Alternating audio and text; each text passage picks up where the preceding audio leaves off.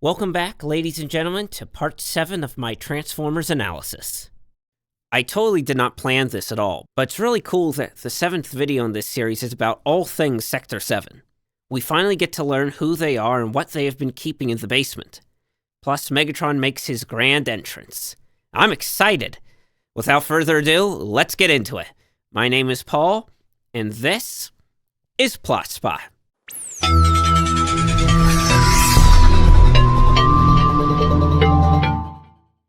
Welcome to Plot Spot, the place where we analyze stories and try to determine what makes them succeed or fail. Last time, we were introduced to Agent Simmons as he kidnapped Sam and Michaela. Optimus made a controversial rescue decision, and Bumblebee sacrificed himself in an attempt to save the kids. Meanwhile, Keller learned the truth about the attack on Soxcent, and the Autobots finally are en route to the location of the AllSpark. We'll get to that in a second, but first let's check back in with Keller and Lennox and his team as they meet at the Hoover Dam. Keller talks with Lennox and lets him know they took his advice to heart and outfitted the gunships with Saber rounds. Yay! Simmons talks with Sam, trying to smooth things over from earlier, seeing as they're all on the same side. Sam wants to get Bumblebee back, but S7 is hesitant to play ball. They demand that Sam tells them everything he knows about the Transformers, but Sam doesn't want to tell them about the Transformers. Well, he will on a few conditions. They have to release Bumblebee, his parents, and expunge Michaela's juvie record. Smooth. Really, good play, Sam. Good play. Banachek agrees to everything except releasing Bumblebee, and Sam earns Michaela's gratitude and Simmons' respect. Man's an extortionist. Good to see Sam standing up for himself. A small problem with the scene, though. He twice refers to Bumblebee as my car, and he does this later as well. I'm going to assume he's doing that because the name Bumblebee won't mean anything to Simmons and Banachek. But I also don't put it past the writers to simply refer to Transformers in such non-personal terms because they think the audience is too stupid to connect to them. All right, here's the situation. We've all had direct contact with the NBEs. Pretty liberal with the word direct, huh, Simmons? Maggie, Glenn, and Keller have not had direct contact with the Transformers. Only Sam, Michaela, and the soldiers have. Simmons and Banachek lead them inside the dam and reveal NBE-1, frozen in cryo. But of course, we, as well as Sam, know that NBE-1's real name is Megatron, leader of the Decepticons.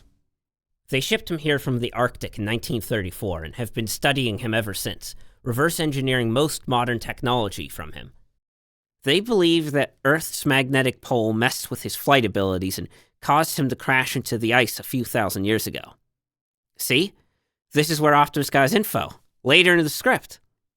Sam proceeds to inform them that Megatron is after the AllSpark, and that he wants to use it to transform human technology into an army, which, given that Megatron's been frozen for thousands of years, I kind of doubt that's his plan. After all, if he landed here millennia ago, the most advanced form of technology was what? A stick? Which brings up another question. What does the AllSpark deem as technology? Because technically, a stick or a wheel is technology. Can it turn a wooden wheel into a transformer? Never mind, that's a whole other rabbit hole to go down. I think we can safely say Megatron would not have had the necessary items to make an army with the AllSpark, so obviously this would not have been part of his plan. I mean, I'm sure he'll go for it, but Sam's acting like that's what he set out to do. Speaking of Megs, how did he change positions from lying prone to upright? This is something that the prequel book Ghosts of Yesterday seems to address by showing that as they were transporting Megatron, he broke out of cryo and briefly caused some havoc before being frozen again. However, as previously said, this is side material, so we shouldn't have to rely on it to resolve plot holes. Also, the book has narrative problems connecting to this movie, such as that they're transporting Megatron to the Hoover Dam in the late 60s, when the movie states that they brought him here over 30 years prior. That's their plan. You sure about that? Yeah. You guys know where it is, don't you? And sure enough, they do. Banachek leads them over to the next room where the colossal AllSpark cube is kept and studied. Carbon dating puts it landing on Earth around 10,000 BC, which is not very important for this movie, but will be critical in later films. But we'll get to that. They found it in 1913 and deduced it was alien due to matching hieroglyphics on it and Megatron. President Hoover built the dam around it, concealing the cube's presence with almost 500 feet of concrete, enough to mask its presence from anyone on the outside, which is smart on their part. There was every reason to assume that NBE-1 was a member of a larger group as opposed to just a one-off. But, unfortunately, Frenzy has found a way around this plan by sneaking in the back door. And now we get to some of the freaking problems with the AllSpark and its schizophrenic powers. I'm not even going to address that no one sees Frenzy again. That's just par. But looking at this scene, it restores a Transformer to their whole self once they get within a certain proximity. Fair enough. I'm sure that won't be a problem later in the film. But we see Bumblebee shrink the cube down to travel size a few minutes later. Somehow. But they don't say this is any kind of special ability of Bee's. It would seem that any Transformer could do this. So, why the hell doesn't Frenzy do that? I get it. Maybe that would have been risky trying to get out of the dam in one piece. Although I don't know why that would be a problem given his ability of not being noticed by anyone while standing in plain sight. But there are other options instead of just amscraying. He could have contacted the Decepticons, we'll get to that in a second, and waited for Starscream to show up and give him some cover while he smuggled the AllSpark out. Instead, he seemingly learns that Megatron is also being held in the dam. Somehow. It's never revealed how he finds that out exactly. And I guess he takes it upon himself to free Megatron instead of securing the cube? Would have been nice to see that play out on screen. Speaking of contacting the other Decepticons, how does Frenzy do that through 4 football fields of concrete? If it's thick enough to block Cybertronian scanners, surely it's thick enough to block their communications.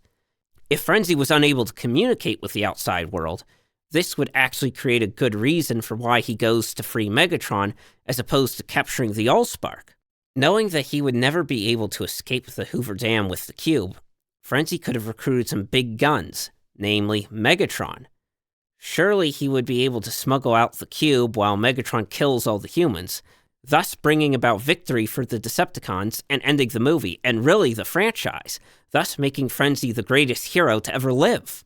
But instead, Frenzy decides to be a villain and subject us to 10 more years of this shit. Meanwhile, Starscream orders all Decepticons to mobilize, and they answer the call. Blackout. Bone Crusher. Barricade. Yep, still alive. Good job, BB. And Devastator? There was debate leading up to the movie about whether to name this character Brawl or Devastator. Bay was a fan of Devastator, but they ultimately decided on Brawl. Yet, this error still made it into the final cut. Orsi and Kurtzman apparently pointed it out several times, but I guess no one gave enough of a shit to change it. Also, a little side note I just saw as I was writing this part. If they had gone with the correct name of Brawl, the names of all 4 Decepticons that answer Starscream's call would have started with B. Coincidence? Unlikely. Clearly a sign of the Antichrist and the end times. Phew. That was a close one, boys. Almost had the apocalypse on our hands. Missed it by that much. Not knowing of the incoming threat, Simmons and Banachek give a demonstration of the AllSpark's power to bring technology to life with the noble sacrifice of Glenn's cell phone. After watching the seemingly non-sentient creation attempt to break out, they fry it, thus ending the life of this poor creature. Yay. You have to appreciate the sadistic joy on Simmons' face as he does it too. But let's pause a second and ask something about these things the AllSpark creates. How exactly do these things become Transformers with a will of their own? Does the AllSpark bestow them with sparks and free will? Or are they basically animals and they need to be given sparks later? Are these the tantrums of a creature or a child? If they're children, it seems like the Autobots should wrangle them up so they can instruct them on the proper ways of being. Or are they not truly sentient yet? Don't know, but it would be nice to, wouldn't it? Anyway, Starscream arrives and starts firing missiles at the dam's generators. At the same time, Frenzy is thawing Megatron, meaning things are about to get real bad for the humans.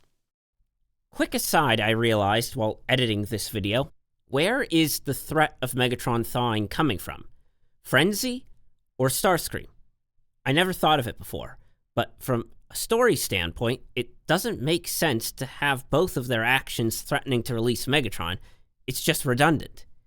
It seems to me that Starscream is the main threat, judging by everyone's reactions. No one reacts to Frenzy's attempts to free Megatron, and it's ultimately unclear who finally succeeds in the attempt. If you want my 2 cents on what should have happened, Starscream frees Megatron accidentally while trying to shut down the dam, finding out too late what he has done. And we could find something else meaningful for Frenzy to do. You know, character shit. Anyways, Keller deduces that the Decepticons know the AllSpark is here, and Lennox asks that they be armed up. They hurry for the arms room, and Banachek oddly tells everyone to go to the NBE-1 chamber? Isn't that the worst place to go if you're losing power? The only thing I can think is that is the only exit, so that is why he's telling them to go there. So, as Lennox's team loads for Bear, Sam once again tries to get Simmons to release Bumblebee. But Simmons once again says no.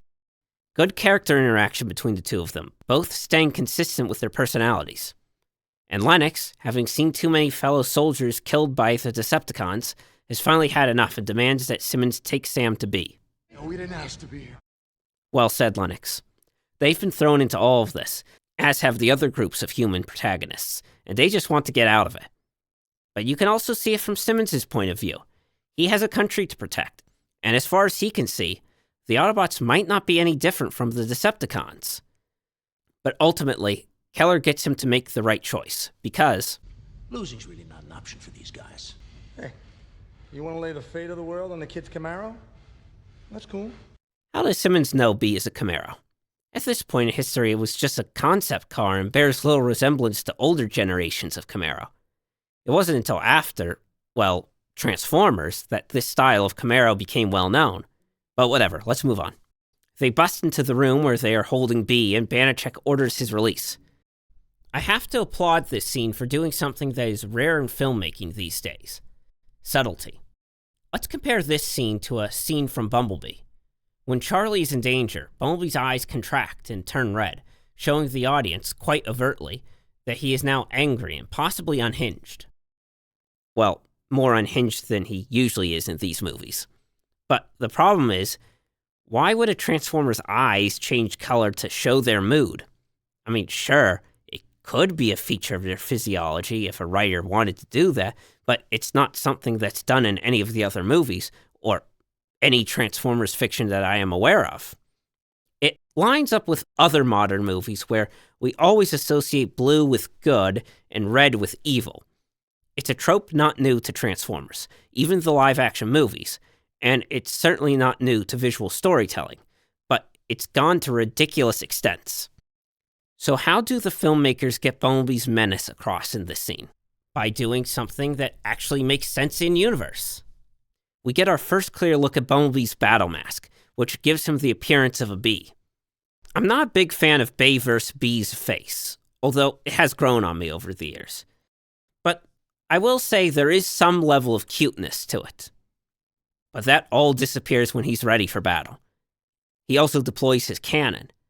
Using these two devices certainly increases Bumblebee's intimidation factor for the audience, but it also makes sense that he would deploy them in this situation. I know, shocking that something makes sense in this movie. Get ready, it's about to end.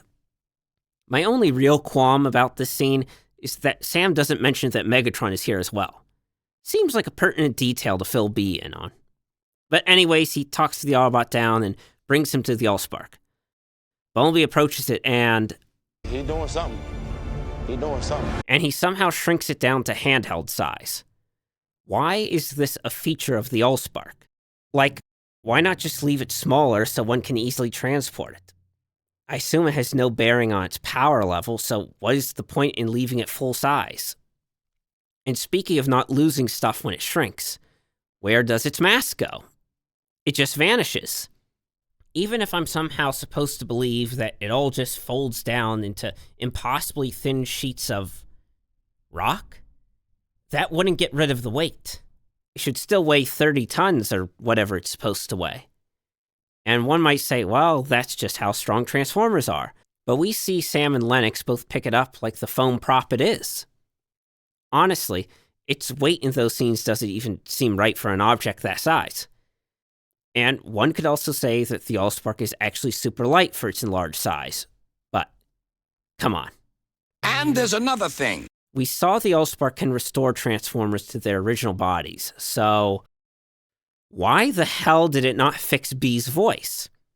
It looked like it was a natural byproduct of the cube, not something that Frenzy had to initiate. But who knows? Maybe he did have to, and maybe B didn't want to, for some reason.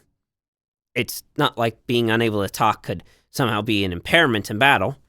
Whatever. Moving on. Move along. Move along. Message from Starfleet, Captain. Let's get to it. You know what? Let's forget everything else that came before. This is really when it all matters, in the final act. And we got all the tension. Our heroes have the Deus Ex Machina, AllSpark, if just barely.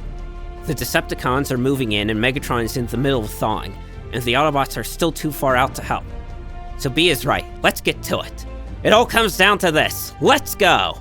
And luckily Lennox has a crack plan to get the cube out of here. Mission City is 22 miles away. We're gonna sneak that cube out of here, and we're gonna hide it somewhere in the city. Now, I'll be honest. When I was writing the first draft of this script, I was all prepared to rip this idea to shreds. On the surface, it seems like a horrible idea. Bring the item the Decepticons are looking for into a heavily populated area? Yikes. But as I wrote down all the possible scenarios, I found this is actually the best choice. It's not ideal, but we often don't work in the realm of ideals, just the least bad option. Let's break it down. Lennox starts with this. We stay here, we're screwed with Megatron and the other hangar. Yep, it at first seems like a good idea to try to hunker down in the dam and hope the Decepticons don't break through, but if Megatron thaws out, they're no longer behind fortress walls. They're trapped in a small box with a violent monster. So staying here is not an option. They have to run, at least until they can rendezvous with the military and they can get it somewhere secure, presumably somewhere like Fort Knox. But where to? They can't just keep running. They'll be caught eventually, especially since the Decepticons can presumably detect the AllSpark outside the dam. Also, they need to find some way to actually contact the military, so they have to stop somewhere to do that. They could go to a military base, but it can't be too far or the Decepticons will get to them before they get to their destination. But the closest one is Nellis Air Force Base, about 35 miles away, 13 miles further than Mission City's 22. And that extra 13 miles could make all the difference. Plus, it's basically right in Las Vegas, so that wouldn't be much better. Hiding out in the desert wouldn't work either. Not a lot of cover to go around. It doesn't make a good hiding place due to lack of natural formations, and it doesn't work well for defensive purposes for the same reason. And again, you run into the problem of not having some way to contact the military. So, is Lennox actually making the best decision? It kind of looks like it. Mission City's buildings would provide good cover to defend themselves against the Decepticons, and they would have a better chance of finding some form of communication there than in the desert. I think part of the problem of this line is this idea of hiding. Hiding is not an option. The Decepticons will find the cube. The humans and Autobots just need to stand their ground until the Air Force arrives. And yeah, it's not great that all these civilians are going to be in the line of fire, but given that losing the cube means losing all civilians around the world, it's the preferable option. You win this round, Captain. This time. So while Sam, Michaela, Bumblebee, and the military get ready to roll out, Keller asks if there's a way to contact the military from the Hoover Dam. Simmons mentions there's an old radio on the premises. When asked if it still works, Simmons says, Anything's possible. You see that? Classic Simmons. Meanwhile, in the other room, the shit hits the fan. MBE-1 has broken free and finally sets the record straight on what his name is. I am I suppose a quick thing to point out is, how does Megatron know English? My guess is that this line indicates he was aware of what was going on, even if he couldn't interact. So I would say he picked up English over the years from his proximity to humans. Not a big deal, just something a little odd. He transforms into his Cybertronian jet form and escapes the dam where Starscream is waiting for him. And then he does this random transformation to end up over here. Like, why? What was the point of that? This scene doesn't do a good job of setting up the classic dynamic of Megatron and Starscream. Starscream's "I live to serve you, Lord Megatron" comes across as genuine and not sycophantic. So Megatron just seems like an unreasonable prick, which, isn't inaccurate, but they're obviously trying to capitalize on the classic G1 interactions, but failed to actually demonstrate them. You disgust me. Screen time is precious, so one has to use every bit they have to the fullest. This movie has not done that. Simmons leads the way into the radio room and brings the radio to life. There's only one small problem. Where are the mics? Max? Yep, no microphones. As they try to find some, Keller says, "Let's find them," which is strange because there might not be any to find. And that seems to be the case because Maggie suggests that they wire the computer to send Morse code through the radio. I have no idea if that's possible or not, but let's roll with it. That's the plan. We'll pick this up in our next video. In that part, we will cover the drive to Mission City and the first half of the battle there. Things are heating up, folks, so you don't want to miss it. But until then, go out and find more stories, and I'll meet you back here where we'll examine another one. I've been Paul, and this has been Plot Spot.